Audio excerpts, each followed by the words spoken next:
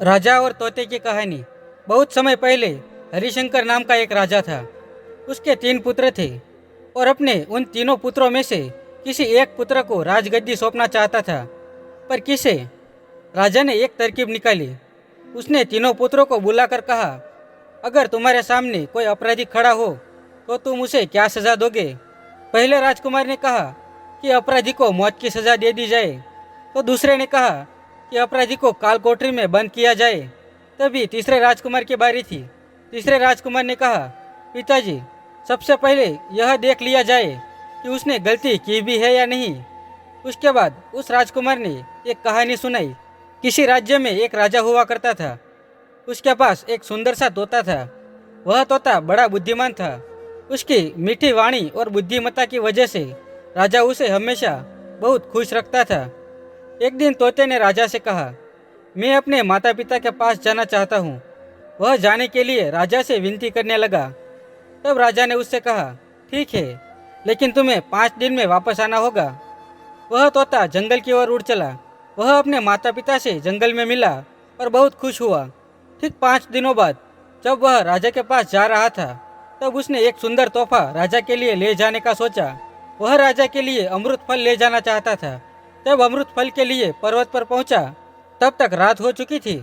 उसने फल को तोड़ा और रात वहीं गुजारने की सोची। तोता सो रहा था कि तभी एक सांप आया और उस फल को खाना शुरू कर दिया। सांप के जहर से फल भी जहरीला हो चुका था। जब सुबह हुई तो तोता उड़कर राजा के पास पहुंच गया और कहा, राजन, मैं आपके लिए अमृत फल लेकर आया हूँ।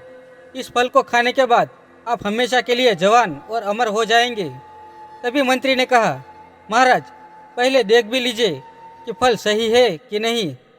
राजा ने मंत्री की बात मान ली और फल में से एक टुकड़ा कुत्ते को खिला दिया।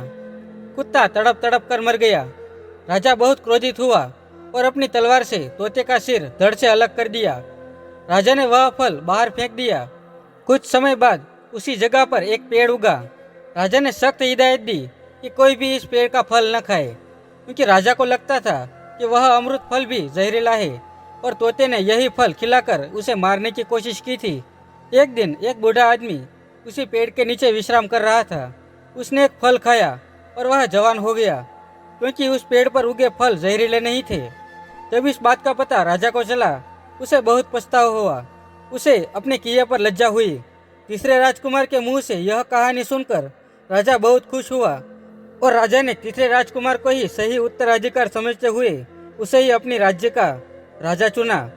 दोस्तों, इस कहानी से हमें यह सीख मिलती है कि किसी भी इंसान पर क्रोध करने से पहले हमें यह जान लेना चाहिए कि उसकी गलती है भी या नहीं। आपको यह कहानी कैसी लगी हमें कमेंट करके ज़रूर बताना और अपने परिवारजनों के साथ शेयर भी ज़रूर करना।